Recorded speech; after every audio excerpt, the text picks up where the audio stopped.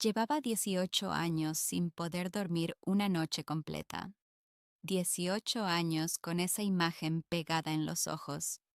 El cuarto de un niño de 4 años, las 2 de la madrugada, y una luz que no tenía ninguna fuente posible. No era el reflejo de la farola. Ya lo había comprobado aquella misma noche, con la persiana bajada hasta el suelo y la puerta cerrada. La luz seguía, fría, quieta, de un blanco que no era eléctrico. Y en medio de esa luz, Carlo Acutis dormía con una sonrisa tan tranquila que tuve que ponerle la mano sobre el pecho para comprobar que respiraba. Respiraba, profundo, como si el mundo entero fuera el lugar más seguro del universo. Yo tenía 23 años. Guardé lo que vi durante 18. Hoy lo cuento todo. Mi nombre es Luciana Ferretti. Nací en Milán en 1979 y empecé a trabajar como niñera a los 16 años para pagarme los estudios de puericultura. A los 22, una agencia me puso en contacto con la familia Acutis. Andrea y Antonia, un apartamento en el Corso Buenos Aires de Milán, y un niño llamado Carlo que acababa de cumplir 4 años. Yo no era practicante. Iba a misa en Navidad y en Semana Santa, como mi madre me había enseñado. Pero Dios era para mí algo distante, como un pariente que vive lejos y del que no tienes noticias. Tenía una cama individual en un apartamento de 40 metros cuadrados, un libro de pediatría encima de la mesita y ninguna experiencia con lo sobrenatural. Pero hay 3 cosas que no entendí aquella primera semana con Carlo y que tardé años en comprender del todo. La primera, ¿por qué aquel niño nunca lloraba cuando yo llegaba? Todos los niños de 4 años lloran cuando mamá se va. Carlo me miraba a los ojos y sonreía, como si me conociera desde antes. La segunda, ¿qué significaba la frase que Carlo murmuró la primera vez que lo acosté a dormir? 7 palabras, en voz muy baja, mirando el techo. Las escuché con claridad, no supe qué hacer con ellas hasta 16 años después. La tercera, ¿qué había dentro del sobre pequeño, de color crema, que Carlo me puso en la mano el último día que cuidé de él, con 9 años, y me dijo: Luciana, esto es para cuando lo necesites. Tú sabrás cuándo. Guardé ese sobre durante 14 años sin abrirlo. Lo que encontré dentro destruyó todo lo que creía posible. Pero para que entiendas lo que encontré, necesito contarte primero lo que vi en ese cuarto. Empezando por aquella primera noche. Era octubre de 2003. Carlo tenía 4 años y 2 meses. Me habían contratado para 3 tardes a la semana, de 4 a 9 de la noche, mientras Antonia asistía a sus clases de canto y Andrea terminaba su jornada en la empresa. La primera tarde fue completamente normal. Merienda, un rato de dibujo, baño, cena y cuento. Carlo era un niño extraordinariamente tranquilo. No en el sentido de apagado, sino en el sentido de que tenía una atención que no había visto en niños de su edad. Me miraba cuando yo hablaba como si cada palabra fuera importante.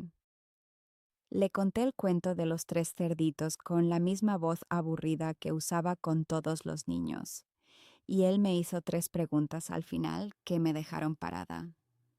¿Por qué el lobo tenía hambre? ¿Tenía familia el lobo? ¿El lobo sabía que hacía daño? Tenía 4 años. Lo acosté, apagué la luz, dejé la puerta entreabierta y fui a lavarme las manos en el baño del pasillo. Tardé 2 minutos, quizá 3. Cuando pasé de nuevo frente a su cuarto, vi la rendija de luz bajo la puerta. Me detuve. Pensé que se había levantado a encender la lamparita de la mesita. Abrí despacio. La lamparita estaba apagada. La persiana estaba bajada. La luz no venía del techo ni de ningún aparato que yo pudiera identificar. Era una luz suave, difusa, como si el aire mismo tuviera una temperatura luminosa. Y Carlo dormía en el centro de esa luz con los brazos ligeramente abiertos y esa sonrisa. Entré. Palpé la persiana por los bordes, cerrada, sin rendijas. Miré hacia la ventana. Nada. Salí al pasillo y cerré la puerta. La rendija de luz desapareció. La abrí de nuevo. La luz seguía dentro. Cerré y abrí 3 veces. El patrón era consistente. La luz estaba dentro del cuarto, no filtrándose desde fuera. Me quedé sentada en el suelo del pasillo con la espalda contra la pared durante los 40 minutos que faltaban para que Antonia llegara. No entré más. No sé por qué. Sentía el pecho apretado, las manos húmedas, no por miedo exactamente, sino por algo que no cabía en ninguna categoría que yo tuviera disponible. Cuando Antonia llegó, le dije que Carlo había dormido bien. No le dije nada de la luz. ¿Cómo iba a decírselo? Era mi primer día. Me habrían despedido. Volví el miércoles siguiente, y la luz estaba otra vez. Aquella segunda noche la observé durante más tiempo. Me armé de una linterna pequeña que llevaba en el bolso y la encendí apuntando hacia el techo del cuarto. El haz de la linterna era claramente más amarillo y más concentrado que la luz ambiente del cuarto. No era la misma fuente. Comprobé el enchufe de la lamparita de la mesita. Desenchufado. Comprobé la toma de la pared junto a la puerta. Sin nada conectado. Comprobé si había algún tipo de luz de emergencia instalada en el rodapié. Nada. 16 metros cuadrados. Una cama individual con cabecero de madera, un armario blanco de IKEA, una estantería con libros de imágenes y un oso de peluche grande que Carlo llamaba Ettore, sin fuente de luz identificable. Me senté a 1 metro de la cama de Carlo y lo observé durante 22 minutos seguidos, mirando el reloj de la correa. La respiración era de 12 a 14 ciclos por minuto, completamente regular. La temperatura del cuarto era normal, 19 grados según el termómetro de pared que colgaba junto a la puerta. La luz no fluctuaba, no parpadeaba, no se desplazaba, simplemente estaba. Y entonces Carlo abrió los ojos, no con el sobresalto de quien se despierta, con la calma de quien sabe perfectamente dónde está y esperaba encontrar exactamente lo que ve. Me miró sin ninguna sorpresa y dijo: «Luciana, tú también la ves, ¿verdad?». No respondí de inmediato. Tardé quizás 4 segundos, que en ese momento parecieron mucho más. «¿El qué ves tú, Carlo?», le pregunté. Él volvió a cerrar los ojos. «¿A quién me cuida?». Se quedó dormido antes de que yo pudiera decir nada más. Aquella noche, cuando llegué a mi apartamento, abrí un cuaderno y escribí la fecha. Miércoles 15 de octubre de 2003. Escribí lo que había visto y las palabras exactas de Carlo. Y escribí debajo: no contárselo a nadie hasta entender qué es. Guardé ese cuaderno. Añadí entradas durante los 2 años siguientes cada vez que ocurría algo que no podía explicar. Hoy tengo ese cuaderno delante de mí mientras grabo esto, y voy a leer las fechas exactas. Pero antes hay algo que necesito contarte sobre aquella primera frase que Carlo murmuró la noche que lo acosté por primera vez, mirando el techo. La primera noche, antes de la luz, antes de todo. 7 palabras que escuché perfectamente y que en ese momento me parecieron un juego de niños. Las palabras eran: sé que después me echarás de menos. Tenía 4 años. Yo llevaba 3 horas conociéndolo. No supe qué responderle. Pensé que era un niño raro, inteligente, quizás un poco precoz en ese sentido melancólico que a veces tienen los hijos únicos. Lo cubrí con la manta, Apagué la luz y lo olvidé durante 14 años. 14 años después, el 12 de octubre de 2020, exactamente en el aniversario de su muerte, supe que Carlo no había dicho eso por la razón que yo creía. Pero eso viene después. Primero, el cuaderno. La tercera entrada tiene fecha del 29 de octubre de 2003. Carlo me esperaba en la puerta del apartamento con algo en la mano. Un dibujo. Dos figuras humanas, una grande y una pequeña, rodeadas por círculos de color amarillo. Me lo dio sin decir nada y subió corriendo a su cuarto. Lo giré y en el reverso estaba escrito con letras de su madre, probablemente al dictado, porque Carlo aún no escribía bien. Para Luciana, para que sepa que no está sola. Guardé ese dibujo. Está en la primera página del cuaderno, doblado en 4. La séptima entrada, 12 de noviembre de 2003, describe algo diferente. Esa tarde Carlo no quería cenar. Me senté a su lado en la mesa. Le puse delante su plato de pasta y él me preguntó, sin venir a cuento, si yo tenía miedo de morir.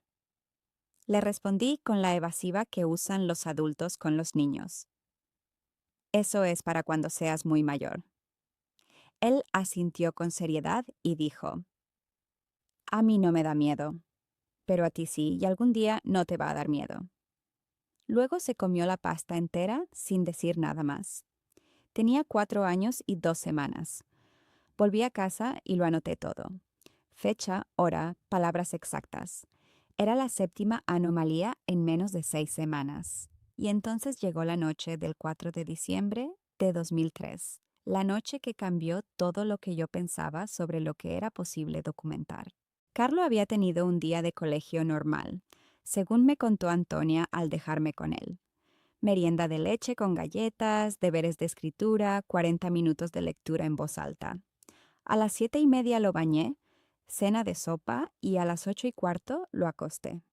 Esa noche yo tenía una molestia extraña en el pecho, algo que llevaba días sin identificar bien. No dolor, sino una tensión que apretaba desde dentro. No se lo dije a nadie. Cuando entré a apagar la luz de la habitación de Carlo, él ya estaba con los ojos cerrados. O eso creía, porque sin moverse, sin abrirlos, dijo con una voz completamente serena. El médico va a decir que no es nada, y tiene razón, no es nada. Me quedé paralizada en la puerta. ¿Qué médico, Carlo? El que vas a ver el jueves.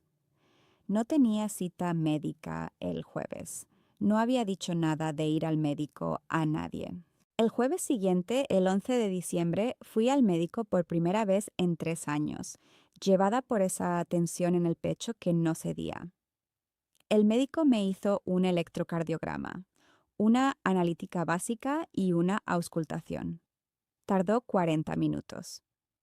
Al final me miró y dijo, no es nada, un poco de ansiedad, duerme más. Me fui a casa temblando, no de miedo, de algo completamente distinto que no tenía nombre todavía. Escribí en el cuaderno. 4 de diciembre. Carlos sabía que iba al médico 4 días antes de que yo lo supiera. El médico dijo que no era nada. Carlo lo dijo exactamente igual. Palabras exactas, no es nada. Debajo escribí una pregunta que tardé años en responder. ¿Cómo sabe este niño lo que va a ocurrir? Pero no era solo eso, porque la semana siguiente Carlo me dijo algo sobre otra persona, alguien que yo no conocía todavía. Y esa información, verificada 16 años después con documentación que no podía haber sido fabricada, es lo que me obligó finalmente a romper el silencio. Antes de contártelo, necesito darte el contexto de quién era Carlo en aquellos años, porque lo que te acabo de describir no era la excepción. Era la norma. Desde octubre de 2003 hasta septiembre de 2005, cuidé de Carlo 3 tardes a la semana, con interrupciones por vacaciones. Son aproximadamente 280 tardes. En ese cuaderno que tengo delante hay 74 entradas, 74 momentos que anoté porque no podía explicarlos con las categorías que tenía disponibles. No todos eran como la predicción del médico. Muchos eran más pequeños. Carlo, que sabía el nombre de la persona que iba a llamar por teléfono antes de que sonara. Carlo, que describía con precisión cosas que habían pasado en casa de mis padres, sin que yo se las hubiera contado. Carlo, que a veces miraba durante minutos un punto concreto de la habitación con una atención tan intensa que me hacía girarme para ver si había alguien ahí. No había nadie, o no había nadie que yo pudiera ver. Pero hay 5 entradas que son de una categoría completamente diferente. 5 momentos que implican información concreta, verificable, con fechas y nombres que Carlo no podía conocer por ninguna vía racional. Y la más importante de las 5 ocurrió en junio de 2004. Carlo tenía entonces 4 años y 13 meses. Era una tarde de martes, calurosa, con las ventanas abiertas y el ruido de la calle subiendo hasta el cuarto piso. Estábamos haciendo un puzzle de 50 piezas, un mapa de Italia con los nombres de las regiones. Carlo era bueno con los puzzles. Organizaba primero los bordes, luego rellenaba por colores, con una lógica que yo había visto en niños de 7 u 8 años. De repente, sin levantar la vista del puzzle, dijo: Luciana, cuando se muera el abuelo de tu amiga Marta, tú vas a estar con ella, y ella va a agradecértelo el resto de su vida. Me detuve. ¿Quién te habló de Marta? Nadie. ¿Cómo sabes que tengo una amiga que se llama Marta? Carlo levantó la vista del puzzle por primera vez. Me miró con esa serenidad que me descolocaba siempre. Lo sé.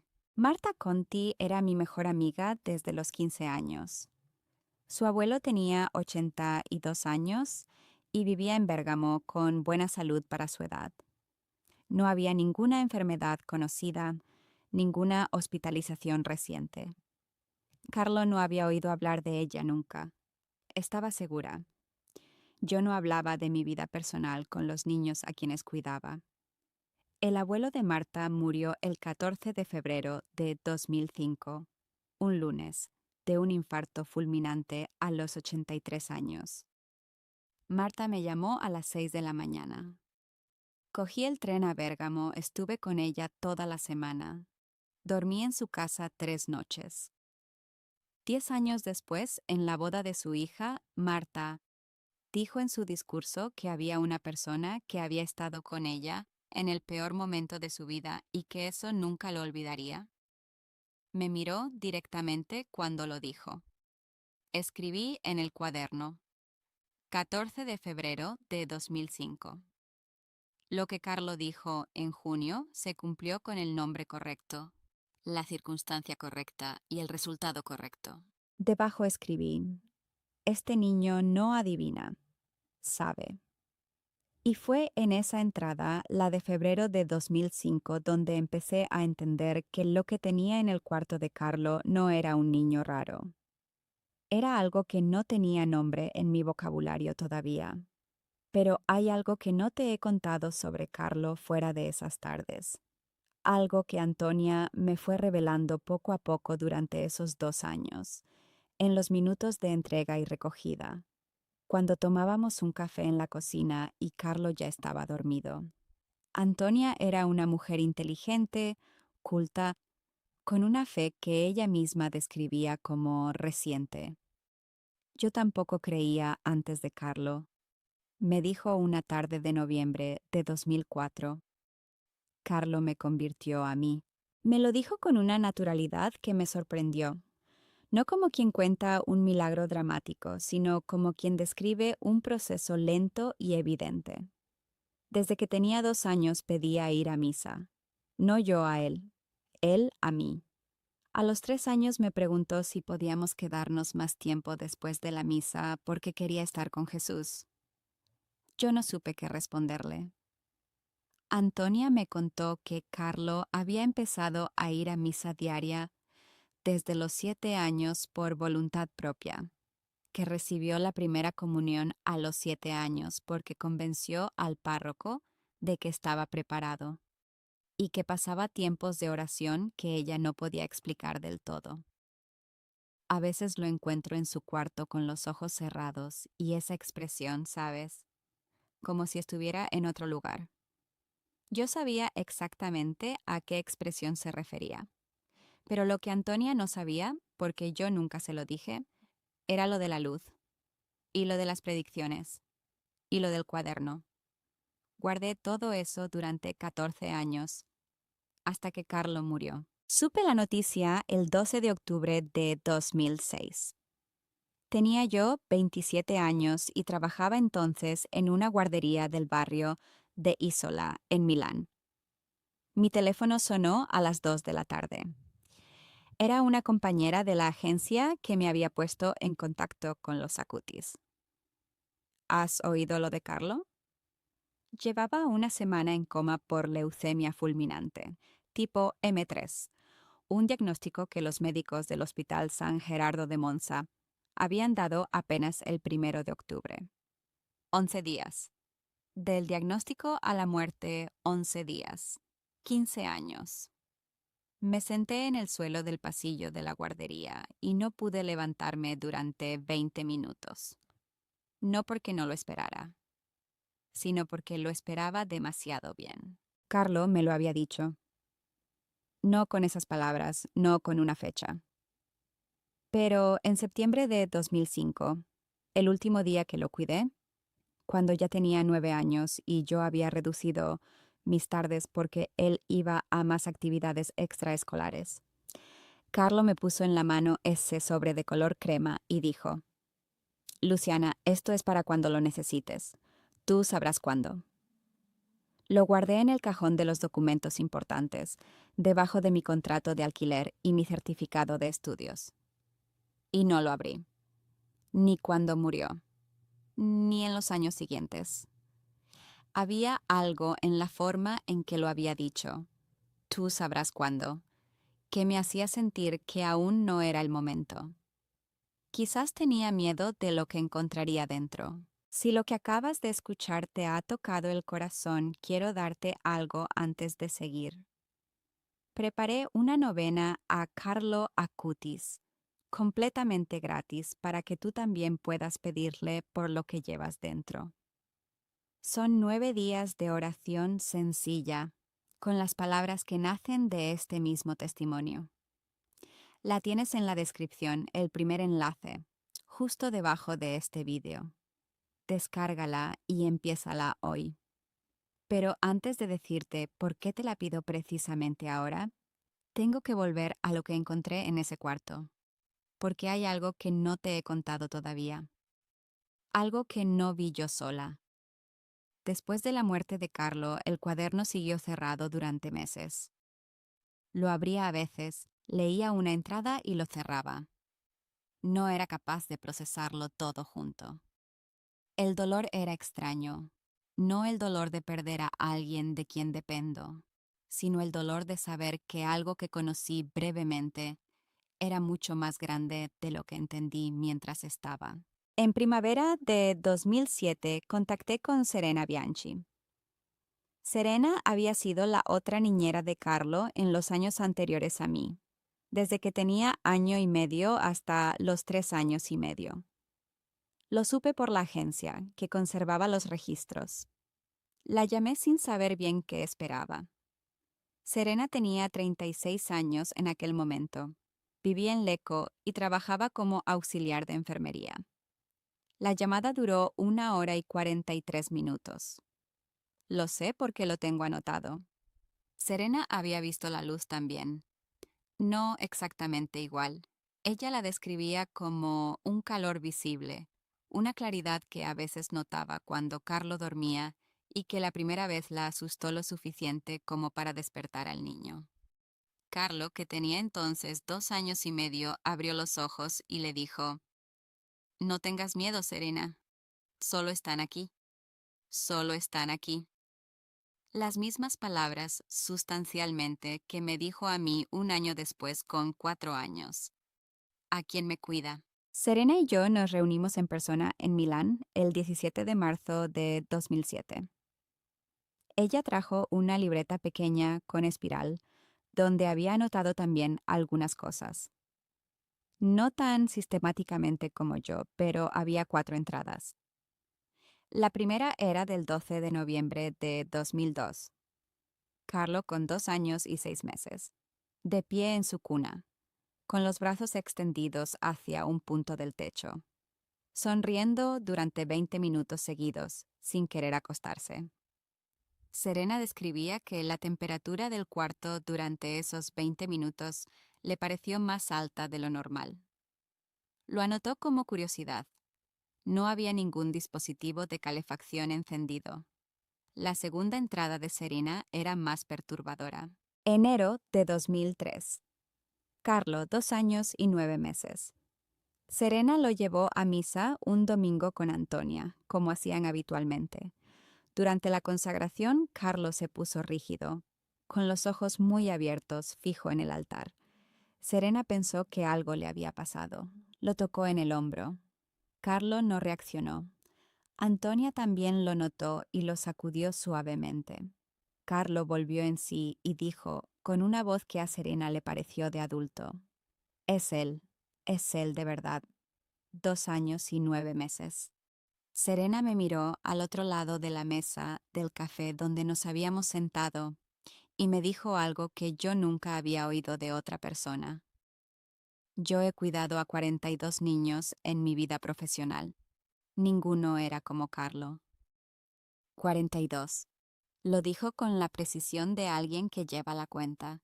Comparamos nuestras notas durante 2 horas. Había patrones. La luz aparecía con más frecuencia después de la misa, según las anotaciones de Serena de los primeros años.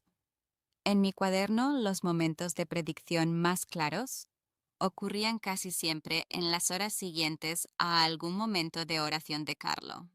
No siempre, pero con una frecuencia que no podía ser aleatoria.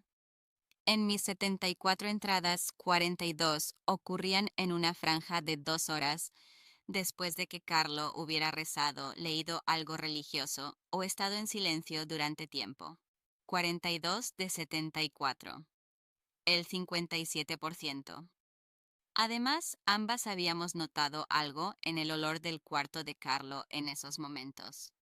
Serena lo llamaba flores, pero sin flores. Yo lo había notado como algo parecido a rosas, sin origen identificable. No siempre, pero en los momentos de luz con regularidad. Tomé nota de esto en el cuaderno. Lo añadí a las entradas existentes con asterisco. ¿Cuántas de las 74 entradas incluían también el olor? 19. El 25%. Y entonces Serena me dijo algo que no estaba en su libreta. Algo que llevaba años guardando porque no sabía a quién contárselo. En julio de 2003, el último mes que cuidó a Carlo antes de que yo llegara, Serena lo encontró un mediodía sentado en el suelo de su cuarto, con el ordenador portátil en el regazo, trabajando con una concentración que le pareció extraordinaria para un niño de 2 años y 11 meses. Se acercó a ver qué hacía.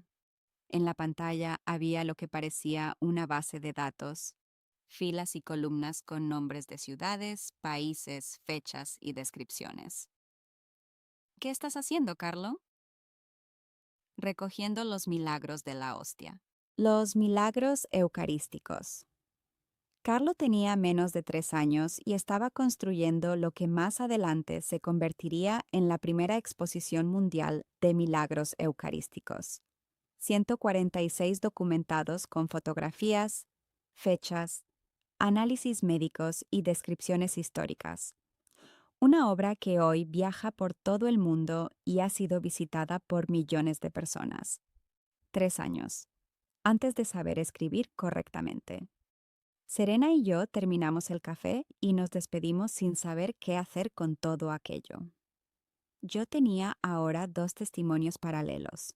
con fechas, con datos, con una coherencia interna que hacía imposible la coincidencia casual. Pero seguía sin saber qué significaba todo esto más allá de lo evidente, que Carlo Acutis había sido un niño completamente diferente a cualquier otro. Lo que no sabía era que existía un tercer testigo. Su nombre era Elisabetta Rondino y había sido profesora particular de Carlo durante el año 2004, cuando Carlo tenía 13 años. La encontré en 2009, a través de un grupo de Facebook dedicado a la memoria de Carlo que empezaba a crecer. Elisabetta daba clases de inglés y de italiano. Iba al apartamento de los Acutis 2 tardes a la semana. Me escribió un correo electrónico de 4 páginas. Lo conservo impreso. Elisabetta describía a Carlo como el alumno más atento que había tenido en 19 años de enseñanza, no por brillantez académica, que también existía, sino por algo que ella llamaba una presencia total. Cuando Carlo escuchaba, no pensaba en otra cosa. Cuando Carlo hablaba, decía exactamente lo que quería decir, sin relleno, sin rodeos. Pero lo que Elisabetta quería contarme específicamente era una tarde de noviembre de 2004. Carlo tenía 13 años. Estaban trabajando con un texto en inglés sobre la historia de Asís. Carlo leyó el párrafo sobre la Basílica de Santa María de los Ángeles, donde está la Porciúncula, la iglesita que San Francisco reconstruyó con sus manos, y se detuvo. Dejó el libro sobre la mesa y dijo en voz muy baja: «Ahí quiero que me entierren». Elisabetta se quedó sin saber qué decir. Carlo tenía 13 años y no había ninguna enfermedad conocida. «No digas esas cosas, Carlo. No es tristeza, es que sé que desde allí podré ayudar a más gente». 2 años después, el 12 de octubre de 2006, Carlo moría en el Hospital San Gerardo de Monza. Antes de morir, había pedido expresamente ser enterrado en Asís. La familia cumplió su deseo.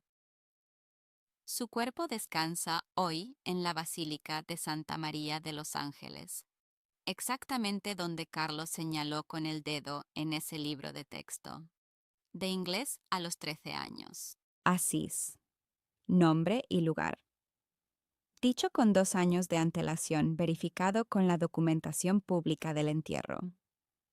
Cuando leí el correo de Elisabetta, tuve que salir a la calle a caminar durante 40 minutos. No podía seguir sentada. No porque me sorprendiera. Llevaba 6 años acumulando este tipo de datos, sino porque por primera vez veía la coherencia completa. No era un niño con intuiciones. Era un niño que sabía hacia dónde iba y quería dejar las cosas ordenadas. Y entonces me acordé del sobre. El sobre de color crema.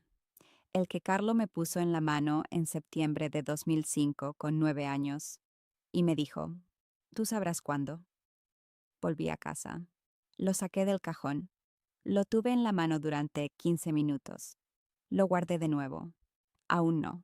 Desde que llevo este testimonio conmigo, me acompaño de algo que me ayuda a mantener viva la memoria de Carlo cada día. Un rosario sencillo con cuentas en forma de rosa, hecho en su recuerdo. No es una reliquia, no hace milagros. Es mi manera de hablar con él cada mañana cuando empiezo el día. Lo dejé en la descripción debajo de este vídeo por si tú también quieres llevarlo contigo o regalárselo a alguien que lo necesite. Llega a cualquier país.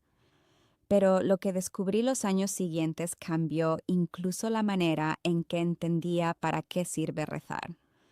En 2012 ocurrió algo que me hizo pensar de nuevo en Carlo de un modo distinto.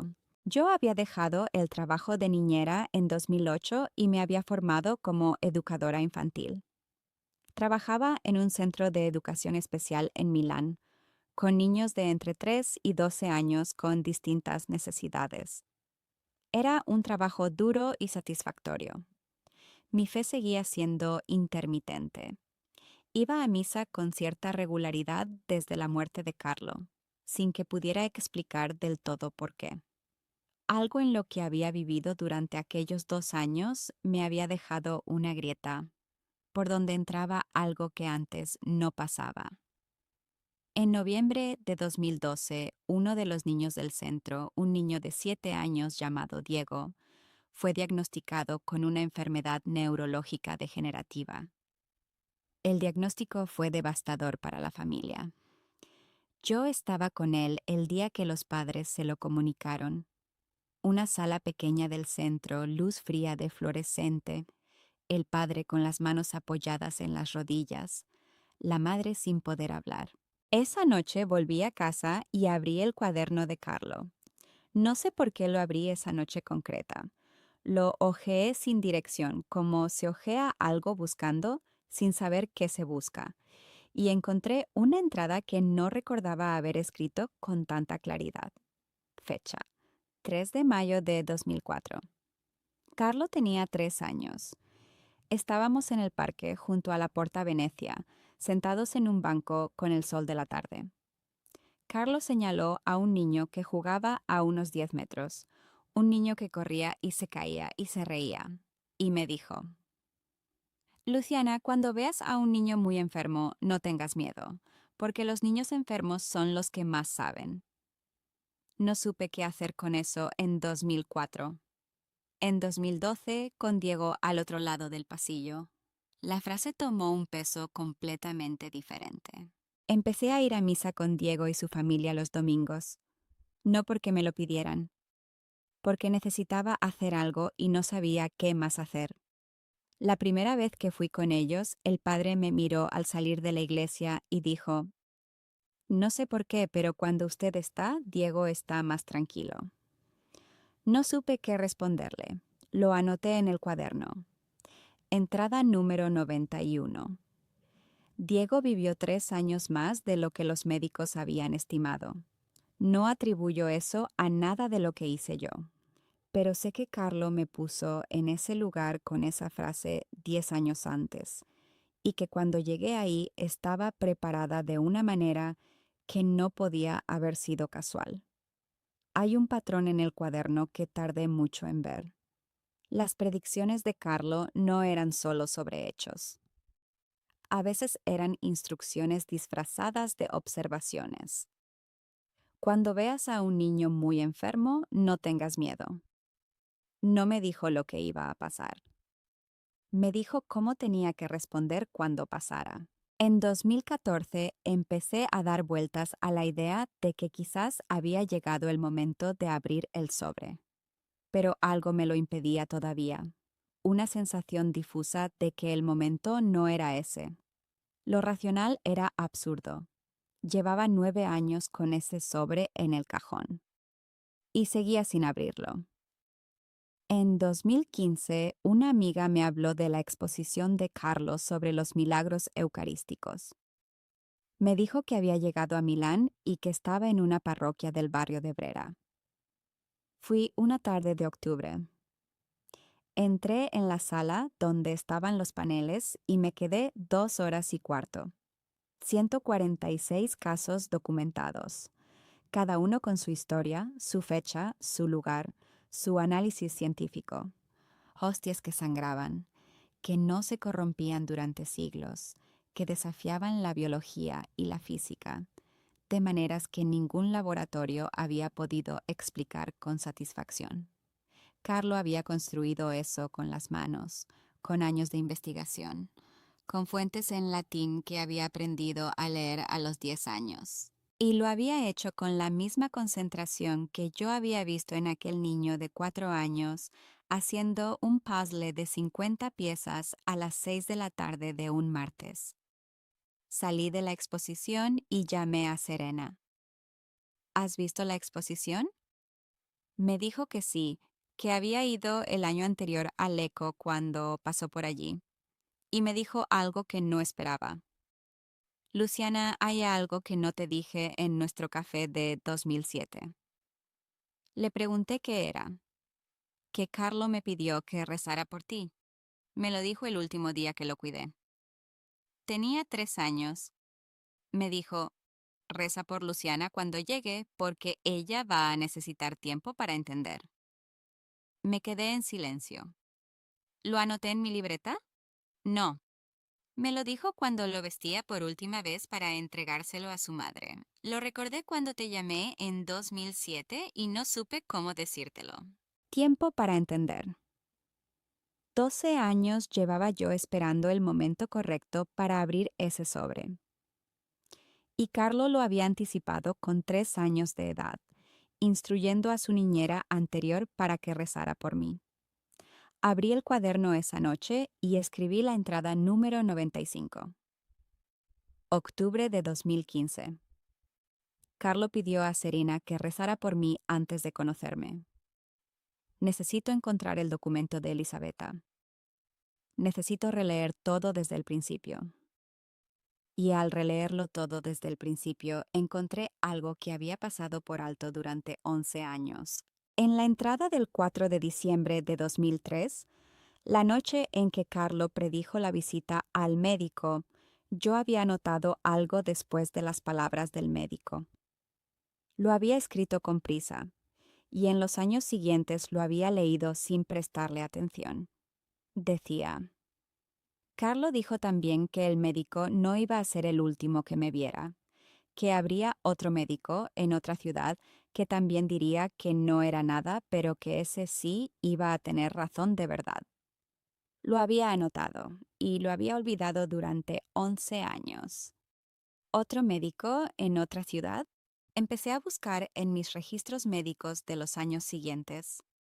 En 2008, 4 años después de aquella primera visita, había ido a un especialista en Turín por una revisión cardiológica de rutina que mi empresa exigía al personal que trabajaba con niños.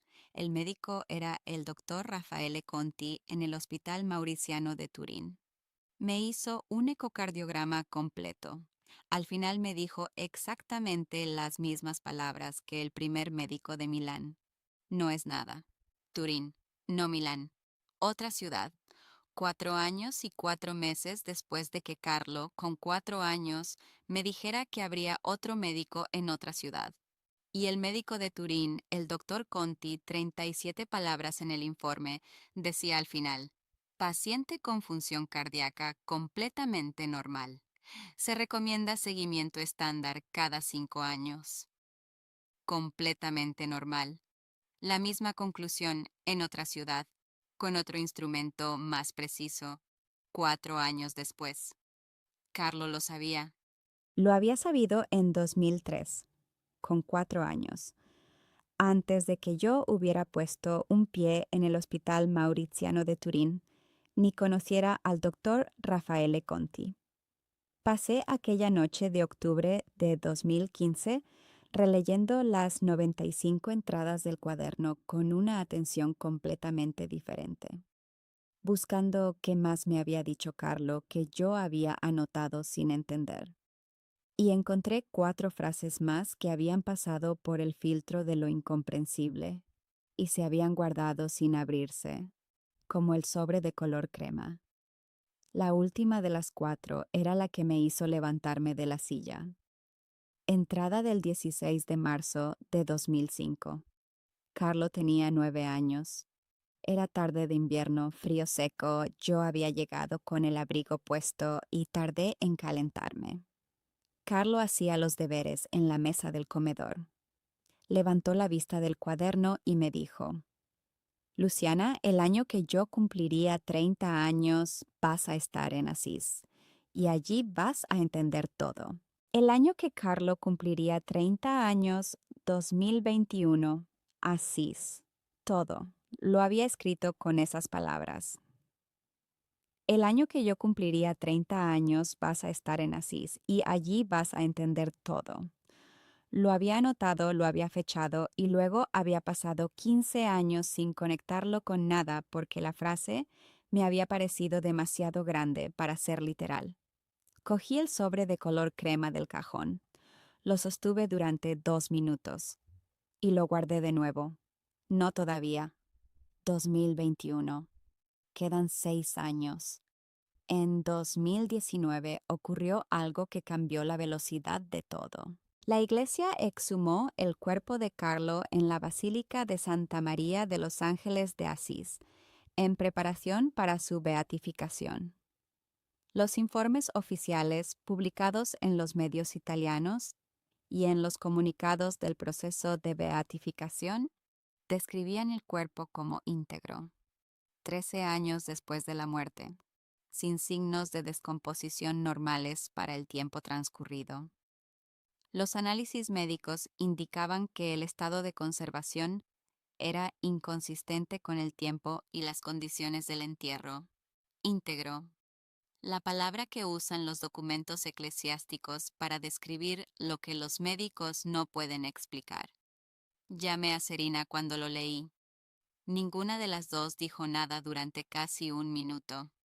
Y después Serena dijo, ¿has abierto el sobre? No. Luciana, ¿cuándo lo vas a abrir? ¿Cuándo esté en Asís?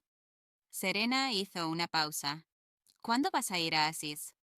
Carlo dijo 2021. Otra pausa. ¿Y si fuera antes? ¿Y si para la beatificación? La beatificación fue el 10 de octubre de 2020. La pandemia había cambiado todo. Las restricciones de movilidad hicieron imposible el viaje que yo había planeado. Vi la ceremonia por streaming, desde el sofá de mi apartamento, sola con el sobre en la mano. Papa Francisco, Asís en las pantallas.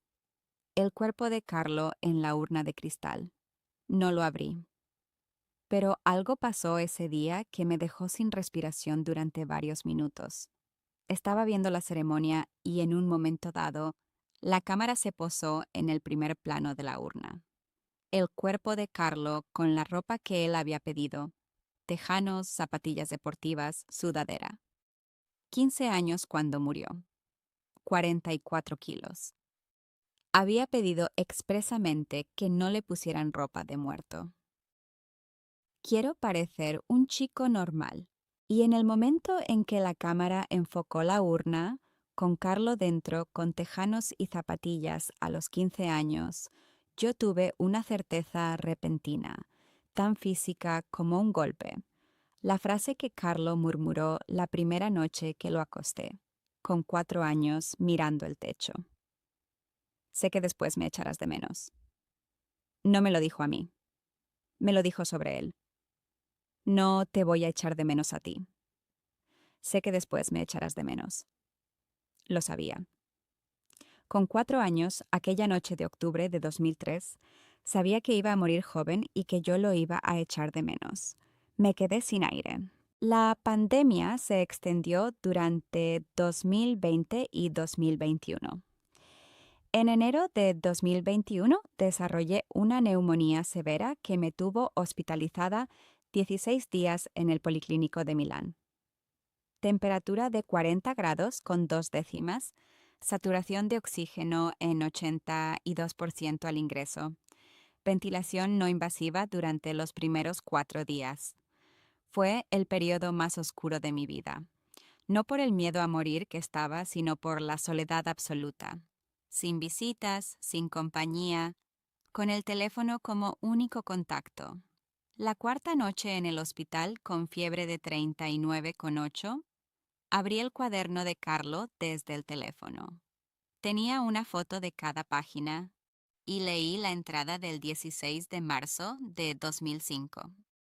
El año que yo cumpliría 30 años vas a estar en Asís y allí vas a entender todo. No estaba en Asís. Estaba en una cama de hospital en Milán. Pero era 2021. Salí del hospital el 16 de febrero de 2021, con los pulmones al 78% de capacidad según la espirometría del alta. Tiempo estimado de recuperación: 3 a 6 meses. Compré el billete de tren a Asís esa misma tarde, para el 21 de mayo, el día de la semana de Pentecostés. El 21 de mayo de 2021, llegué a la Basílica de Santa María de los Ángeles con el sobre de color crema en el bolsillo interior del abrigo y el cuaderno debajo del brazo. Eran las 11:40 de la mañana. La basílica estaba abierta, con visitantes dispersos y poca cola. La urna de Carlo estaba en una capilla lateral, con flores frescas delante, rosas blancas. Había 4 personas rezando cuando entré. Me arrodillé a 3 metros de la urna. El sobre llevaba en mi bolsillo 16 años. Carlo me lo había dado con 9 años. Tenía el borde levemente amarillento y el cierre de goma estaba frágil, pero sellado. Lo abrí. Dentro había una hoja doblada en 4, escrita a mano con la letra redondeada y clara de un niño de 9 años en italiano. 2 párrafos, 16 líneas. El primer párrafo decía: Luciana, cuando leas esto estarás en un lugar donde hay mucha paz. Vas a haber pasado miedo, pero el miedo ya habrá pasado. Gracias por cuidarme tan bien cuando era pequeño. Gracias por el cuaderno. Carlos sabía que yo llevaba un cuaderno. Nunca se lo había dicho. Lo había guardado en mi bolso. Nunca lo había sacado delante de él. El segundo párrafo decía: El día que necesites saber que estoy bien, busca en la entrada del 21 de diciembre de 2003 en tu cuaderno. Ahí está la respuesta. Te quiero mucho. Carlo. 21 de diciembre de 2003. Abrí el cuaderno. Fui directamente a esa entrada. La había releído muchas veces. Era una tarde de invierno, el día más corto del año, un martes. Carlo tenía 4 años y 7 meses. Esa tarde, antes de la merienda, Carlos se quedó inmóvil en medio del salón durante quizás 2 minutos, mirando hacia la ventana con los ojos muy abiertos. Luego se giró a mí y dijo: Luciana, el cielo es más grande de lo que parece desde aquí. Eso era todo. Eso era la respuesta. No una predicción, no un dato verificable, una certeza. Me quedé arrodillada frente a la urna de Carlo durante 40 minutos. No lloré de inmediato. El llanto vino después, cuando salí a la plaza frente a la basílica, con el sol de mayo en la cara y los pulmones todavía al 78%. Lloraba y respiraba hondo al mismo tiempo, como si el aire de Asís tuviera una densidad diferente. Había tardado 16 años en estar en Asís. Carlo lo sabía con 9 años. Y la frase del cuaderno, la del 21 de diciembre, la que él me había señalado como respuesta, me hizo entender algo que no había entendido en todos esos años, que Carlo no me había estado dando predicciones para que yo creyera en él. Me había estado dando datos para que yo creyera en lo que él ya sabía. El cielo no era abstracto para Carlo, era una dirección. Era un lugar concreto al que se va y desde donde se puede seguir ayudando. Sé lo que estás sintiendo ahora mismo, porque yo lo sentí exactamente en ese lugar, de rodillas frente a esa urna con el sobre abierto en la mano. Si quieres tener a Carlos cerca cada día, sostener algo entre los dedos cuando reces por los tuyos, ese rosario del que te hablé antes está en la descripción, el primer enlace, debajo del vídeo. Cuentas en forma de rosa, hecho para rezar despacio, para regalarlo a una madre, a una hija, o para llevarlo tú. Es una edición limitada y llega a cualquier parte del mundo. Y antes de que termine este testimonio, necesito contarte dónde estoy hoy, porque hay una última cosa que Carlo me dejó y que aún no te he dicho. Volví a Milán el 23 de mayo de 2021, con el sobre abierto, el cuaderno y algo que no tenía 2 días antes, una certeza de que lo que había guardado durante 18 años tenía que salir. Empecé a escribir el testimonio completo en agosto de 2021. No un libro, no un artículo. Una declaración sistemática. Fechas, palabras exactas, nombres verificables, datos que cualquiera puede contrastar. Lo envié al postulador de la causa de canonización de Carlo, el padre Nicola Gori. en octubre de 2021. Lo envié también a la familia Acutis, a través del contacto que tenía de los años de la agencia. Antonia Salzano me respondió en diciembre de 2021. Su respuesta fue de 2 páginas. En ella me decía que lo que yo describía sobre la luz en el cuarto de Carlo coincidía exactamente con algo que ella misma había visto en múltiples ocasiones, pero que nunca había contado públicamente. Yo pensé que era una gracia personal, algo que solo me pasaba a mí. Saber que tú también lo viste me hace sentir que no estoy sola. No estaba sola. Serena también lo había visto. Yo también. 3 personas distintas en momentos distintos, describiendo la misma cosa sin haberse coordinado. En enero de 2022, la Santa Sede anunció la aprobación del segundo milagro necesario para la canonización.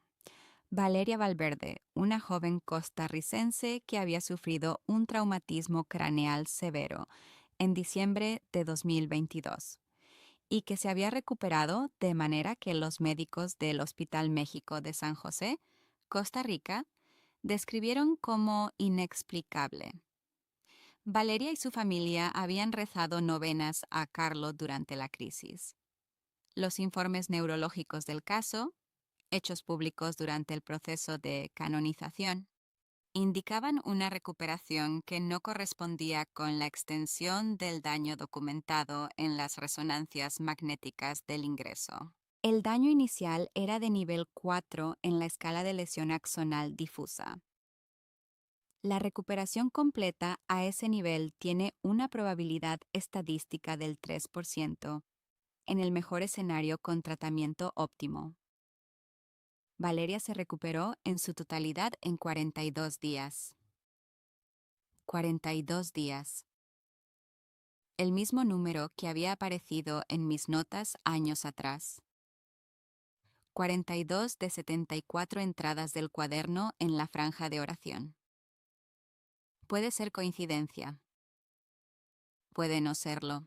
En el primer milagro atribuido a Carlo, el de Mateus Costa Meneses, en Campo Grande, Brasil, en 2013, el niño tenía una malformación pancreática congénita que producía una pancreatitis de repetición incapacitante. Los médicos del Hospital Universitario de Campo Grande documentaron la desaparición completa de la malformación en los estudios de imagen realizados entre marzo y septiembre de 2013, después de que la familia tocara al niño con la túnica de Carlo Acutis. El panel médico de la Santa Sede revisó 6 informes de imagen independientes y no encontró explicación orgánica para la remisión.